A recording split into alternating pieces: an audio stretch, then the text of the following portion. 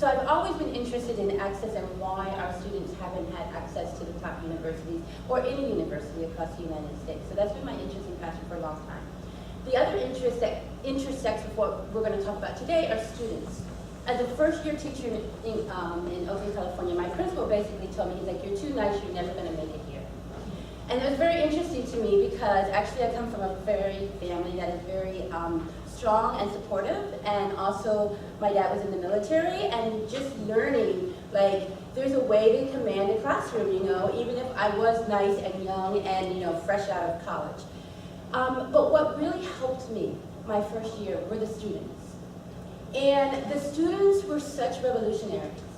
And when I also taught French as a foreign language, and when the students found out that I could also teach French, they went to the administration, and the administration was like, no, you don't need French.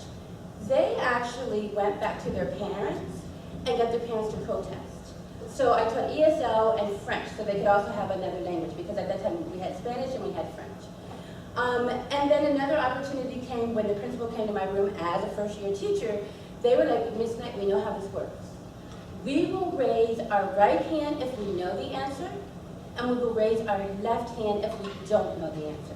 So all the principal will see is that we're engaging and will respond to anything that you ask us. They came to me and shared that strategy. So from then on, I knew students had a power that we were not tapping into. And so even now, all these years later, I believe in student voice, I believe in student leadership, I believe in student advocacy. And so that's basically what I'm going to talk about when we do the research project, engaging in our own practice. Well, again, my name is Imani Caraballo, and even though we didn't know each other then, I also started my career teaching in California. I taught in English, and I was an assistant principal in California in Berkeley for 10 years at a very, very diverse school where, in addition to my own experience going through the system, which resonated so much with what the students shared earlier that it really moved me, I was also working with other students that had similar stories.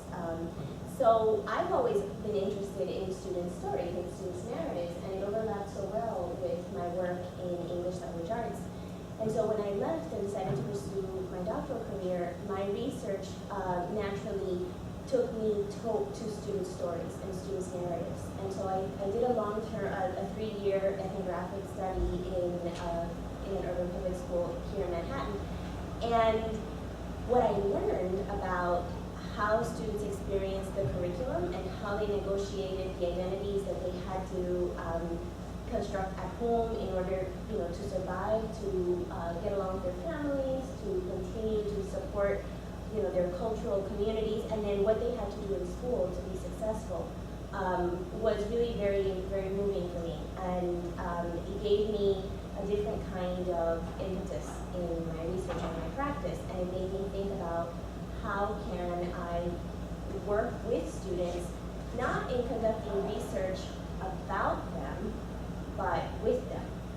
Because I felt like so much of what they had shared with me and so much of what they had taught me was only going to be communicated by my voice and through my perspective, and that's what led me to the idea of engaging students in research. So today, I also want to talk about how that has informed my practice and how I now use it in my work in preparing pre-service teachers.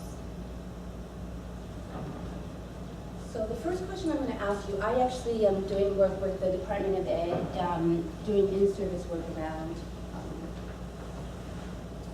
culturally relevant education and college readiness and access. And so this is the first question I just want to throw out to you. When you think of Latino families, what comes to mind? Love? Diversity. Diversity?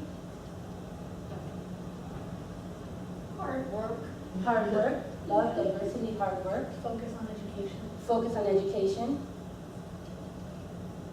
Perseverance. Perseverance. Trepidation. Trepidation. Bilingualism.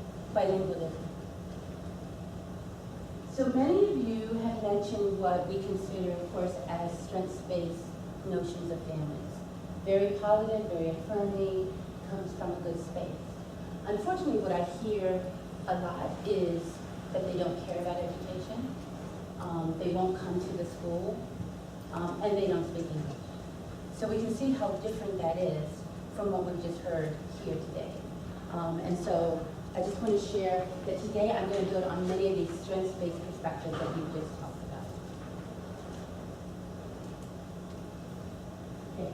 And so what I'm going to do is I'm going to really bring together students and families, notions of college readiness, and the Common Core.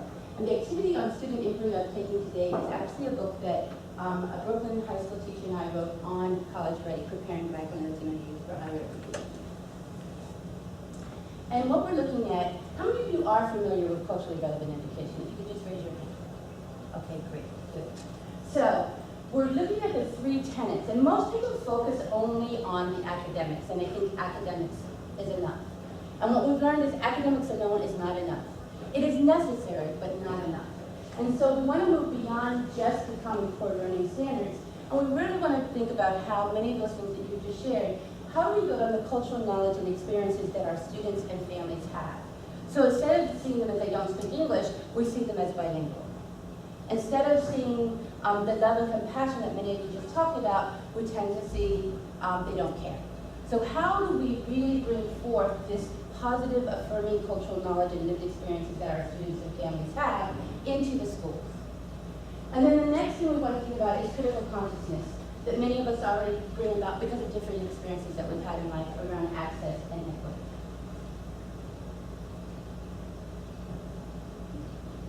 So today when we're thinking about student inquiry, I'm thinking about across all areas. So student inquiry is not just something at the high school level or even at the elementary level, but it's something that can go across all levels, PK through 20, as well as in community-based organizations. I work with some organizations that use student inquiry as well. And so what we're really trying to do is how do we foster and promote student voice and leadership? How do we think about students as having knowledge to co-construct with us as educators? How do we think about them researching a topic that is of interest to them?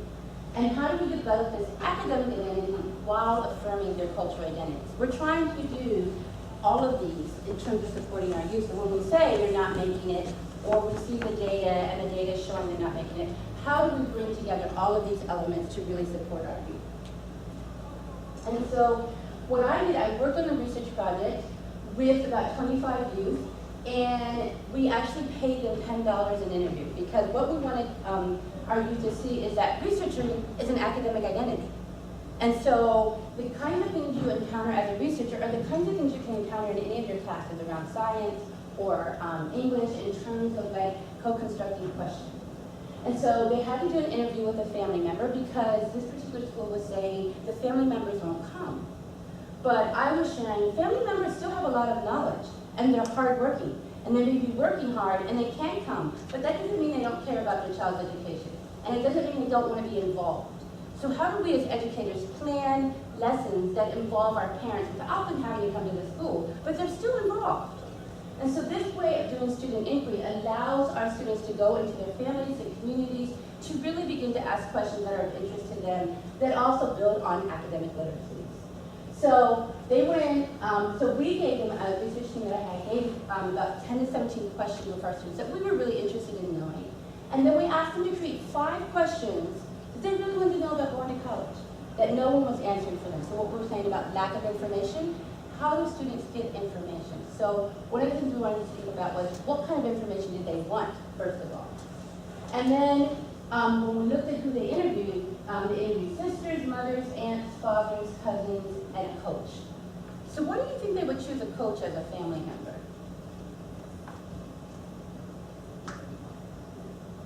Maybe they spend a lot of time with the coach. Say it again? Maybe they spend a lot of time. They spend a lot of time with the coach. The coach seems like a family member, someone who really cares about them. So when we say family members, a lot of people always think it's only mother and father. But we're really trying to talk about extended members of our community that we see as family. And that's who they decided to interview. Okay. So these are only the questions, these are some of the questions that the students came up with themselves. We analyzed them and put them into 5 categories. And so the categories were high school to college connections.